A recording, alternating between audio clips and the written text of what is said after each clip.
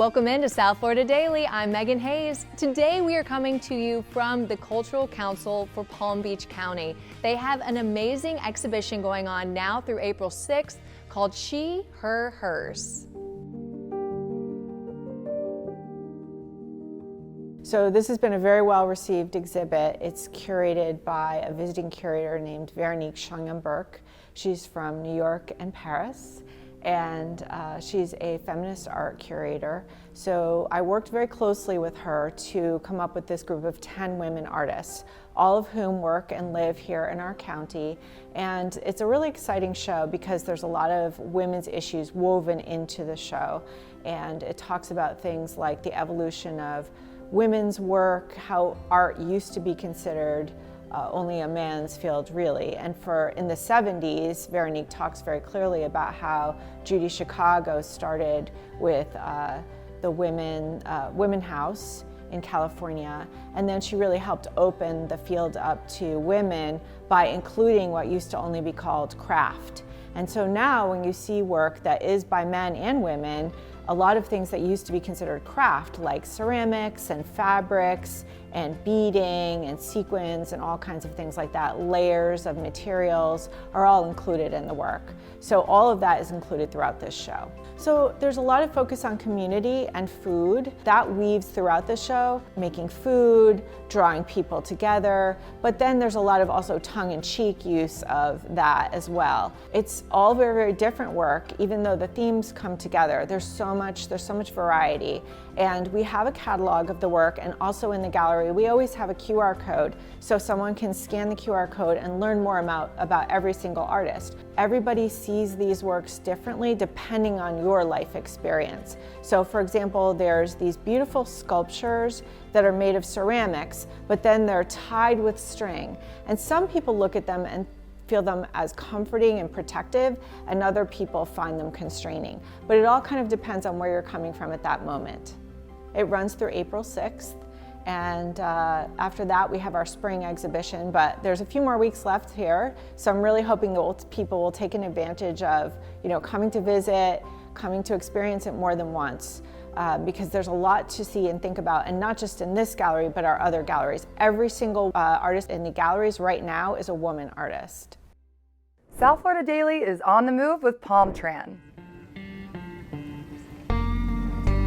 I was kind of nervous about kayaking because I never went kayaking before.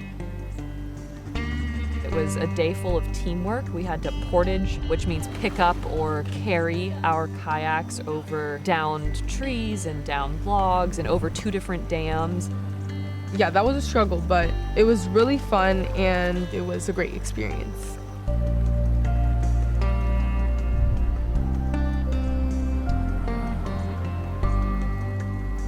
Without teamwork, this wild and scenic river would look completely different. Dozens of organizations have come together to preserve this place. It's a beautiful example of what can happen when people care enough and step up and protect wild spaces.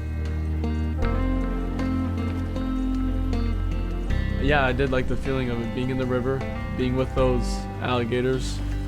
It's a little Jurassic Parky out there. You think a dinosaur might get you,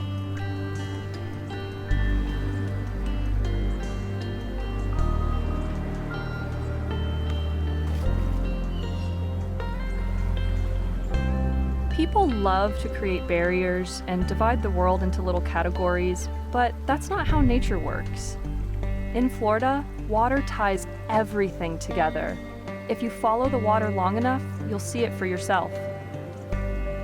I did not know we had this many wild ecosystems. Today we kayaked for 3 miles and we watched all the plants change from like freshwater trees to like these mangroves, and we watched that gradient. As you paddle down the river, the cypress trees thin out, and the last ones you see are just skeletons in the salt water. As we divert more fresh water for drinking and irrigation, the saltwater boundary pushes further upstream.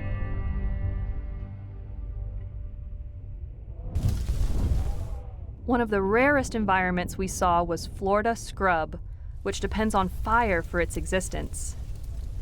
We do prescribed fire in the park and in other natural areas to mimic the role that natural lightning fire has. It's much safer for us to control the conditions versus having a lightning strike, a wildfire. This isn't a demonstration. This is a real fire. It's windy. You know, anything can happen. Are you guys ready to see some prescribed fire? See what it looks like? I would never really think of being a burner. I thought of being a firefighter at once, but not someone who would start a fire. See a really big one over there. You guys out of the smoke? I am a little bit of pyromaniac myself.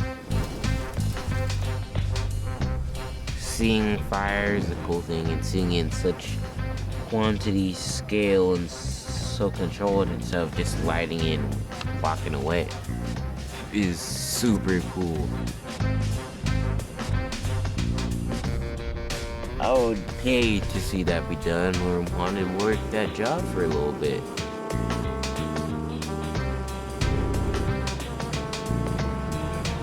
So this is a drip torch. This is what they use to light the fire. So that's the idea. And then you can light your drip torch. And now you can pour fire, basically. Whoa. You can easily control it, obviously. Yeah, exactly. Holy crow, bro. Have you seen this prescribed burn? Seeing that was awesome. It was wild watching the palmettos just burst into flames, knowing that even as the fire was consuming these plants, that it was actually bringing life back to the scrub.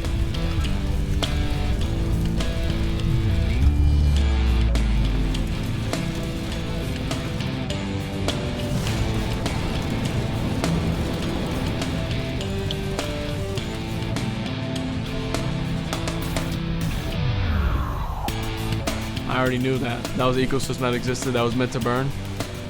I learned about that in class. But actually seeing it, learning about the palmettos that secrete wax that makes it more flammable, I'll never forget now. It's cemented.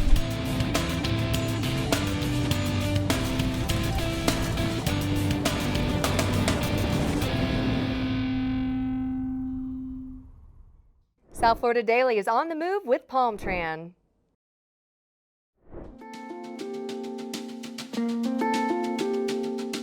We are here in the heart of Belle Glade, in the middle of Wedgeworth Farms, and I'm here with Keith Wedgeworth. You're the owner. I'm a fourth generation farmer. Our family owns it. I'm part of the family. Yes. I have a confession to make. This is the first time I've ever been on a farm, and I'm thoroughly amazed and impressed right now. Well, welcome to the farm. Thank you. My grandfather started the Sugarcane Growers Cooperative back in the late 50s, early 60s. At that time, we started growing cane and continuing to grow our cane operation here and phased out all the other vegetables back in the mid-70s. You've got a lot of land here. The EAA makes up about over 400,000 acres. Not bad. And we grow everything from sugarcane to rice to corn, lettuce, radishes.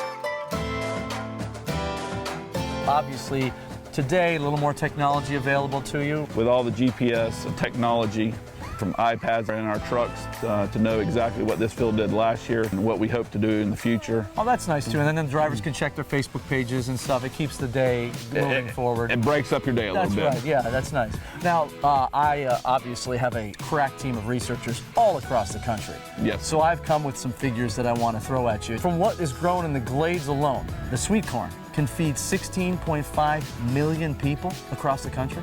For a whole year. And on top of that, all sweet corn that you find in the grocery store east of the Mississippi or east of the Rockies come from here in Belle Glade. But not just that, Keith.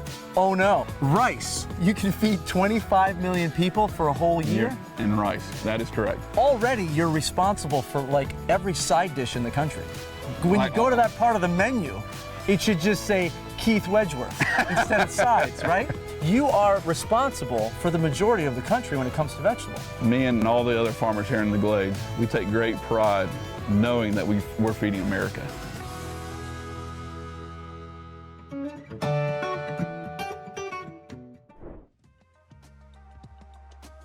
Are you following us on social yet? You should. We're on Facebook and Instagram at South FL Daily. We post ticket giveaways to concerts and festivals, behind the scenes photos, and so much more.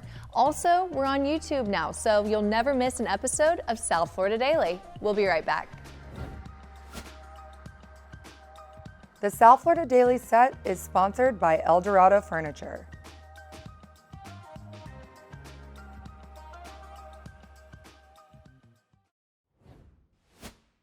We met up with Stephanie, a wildlife rehabilitator who works with local birds. Stephanie brought a guest with her, a beautiful black-crowned night heron. This guy came to us suffering from botulism toxin. Oh no. Somebody wants to help me grab him out of here. This guy specifically was found on the side of a pond laying there. He came into the facility, he got fluids, he got pain medications, antibiotics, and within 3-4 weeks, he's popped back up now and he's ready to go. That's great.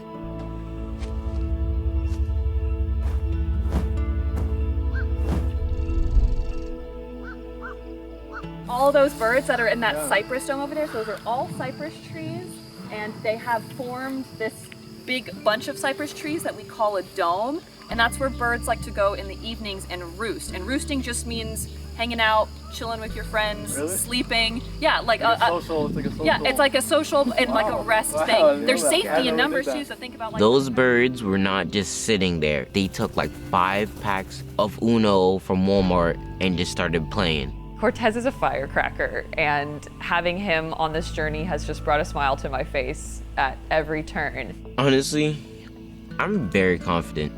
I think I'm gonna keep my own pace, not really mess up. I really like the other expeditioners. They're really nice, caring, and compassionate, and they're always there to help me. I'm feeling great about the rest of the trip. 6 more days. I think we all got it. It was a great first day, and I think it's gonna be an amazing 7.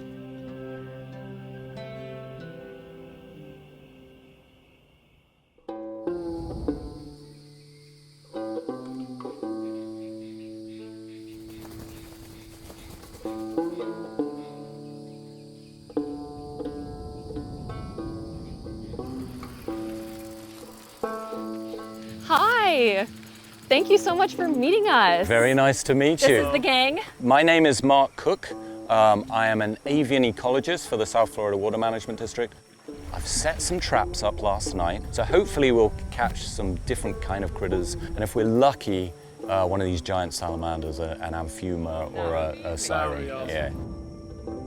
Be prepared, it's actually quite wet out there. We've had a lot of rain, especially in the northern part of the county. Over the last few months. So it's going to be a sort of a wet slog out there.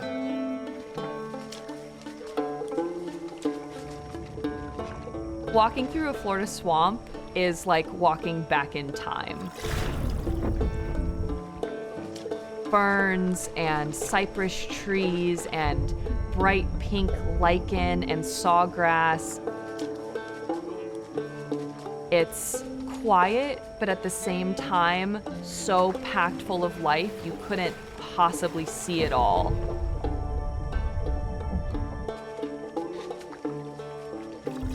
Mark's job is to keep track of the creatures that live in this ecosystem and study how they interact.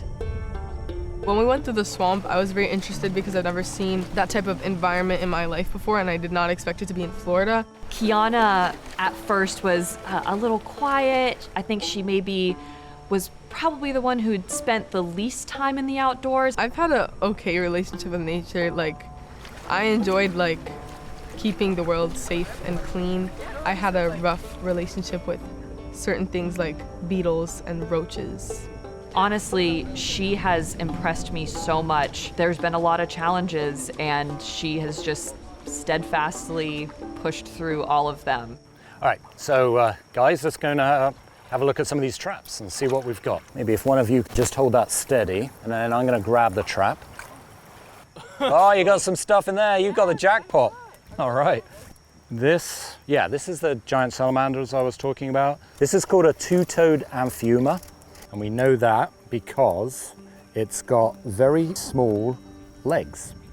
These are really secretive. We only really find them in traps. Yeah, you can touch it. Just try touching the rear end of it. Yeah, I mean, no one really even gets to see these things. They're incredibly, I can't pick it up very well. They're incredibly slimy. The two-toed Amphiuma is an amphibian. Its eyes are almost useless. They really feel around with sensory organs on the front of their face, little sensory pits. If you missed an episode, don't worry. We're now on YouTube. Check out our channel and be sure to subscribe. For information and more details, head to southfldaily.com.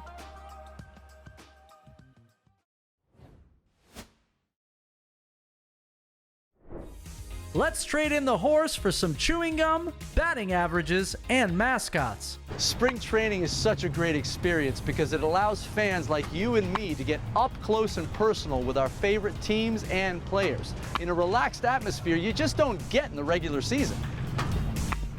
Palm Beach County has 2 facilities where you can see baseball greats. The first is Fit Team Ballpark of the Palm Beaches. Oh, talk to me, man. Come on. Yeah, right? I feel tiny compared to you. I also feel a lot younger.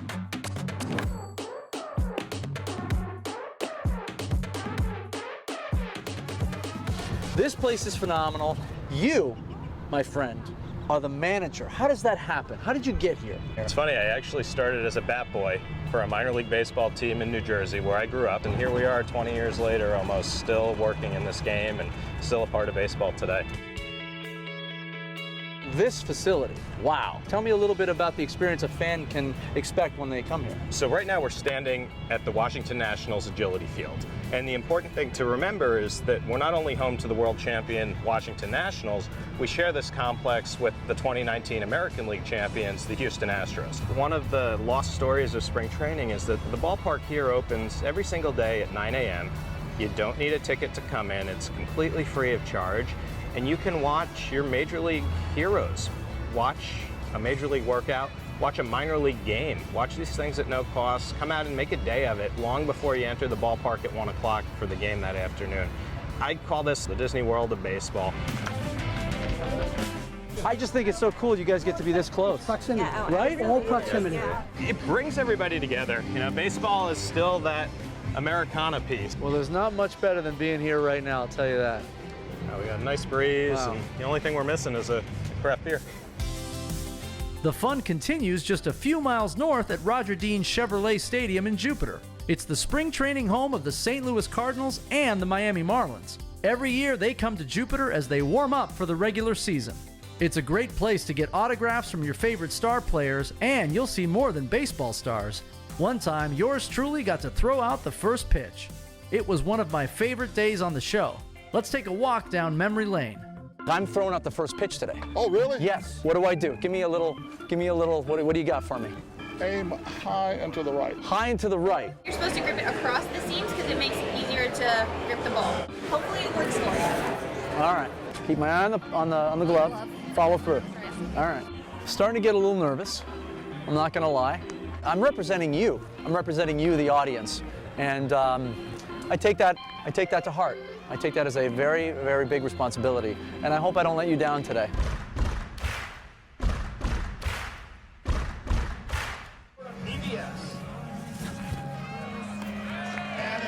Not bad. Appreciate it. No problem. There you go. That was fun. Did you know Roger Dean is the only stadium in the country to host 4 minor league teams? So when spring training is over, there's still plenty of action year-round.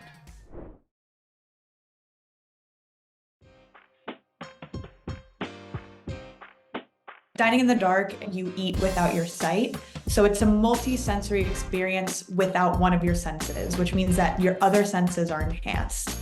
And it makes for a really cool, unique culinary experience overall because it takes your meal to a completely different level and you get to enjoy the flavors, the textures, the ambiance way more in a way that you wouldn't have otherwise. Guests, once they come in, they will be provided a blindfold that they'll put on themselves and they'll be guided through a multi-course meal that is curated by the chef of the restaurant that we partner with. Particularly for Sushi Baibu in Fort Lauderdale, they have a sort of disco theme. So it adds on to, with the ambiance of having your senses heightened, you're hearing, you are listening to disco music when you first arrive. It's definitely in disco ambiance. So they provide a really cool 12-course omakase experience, and you have an MC kind of guiding you through the experience, making it so that you get to guess after every handful of courses what you might have eaten.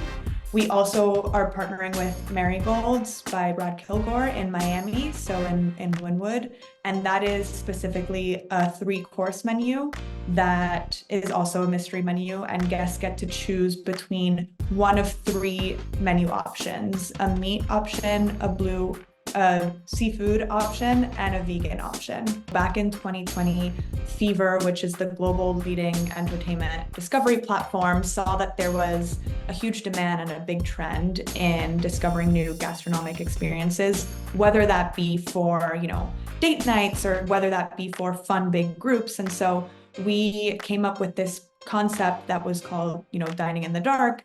And it's an amazing experience where you can truly go for any kind of occasion, and we've seen it all. So we've seen people celebrate their birthdays with their friends, with their partners.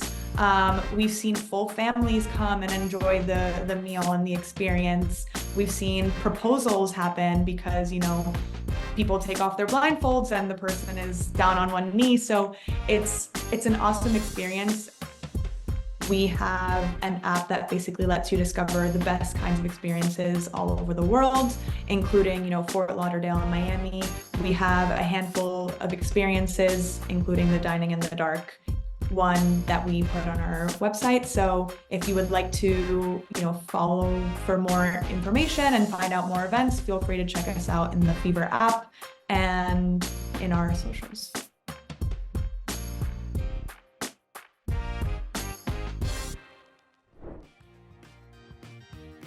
Thanks for joining us for another great episode of South Florida Daily. We love exploring everything that the Palm Beaches and the Treasure Coast has to offer. Don't forget, we're on YouTube now, so make sure you visit us, southfldaily.com, to learn more information, find that link, and make sure you subscribe. Check us out on social, on Facebook and Instagram at SouthFLDaily. You never know, you might see us at spring training. We'll see you back here tomorrow at noon on Fox 29.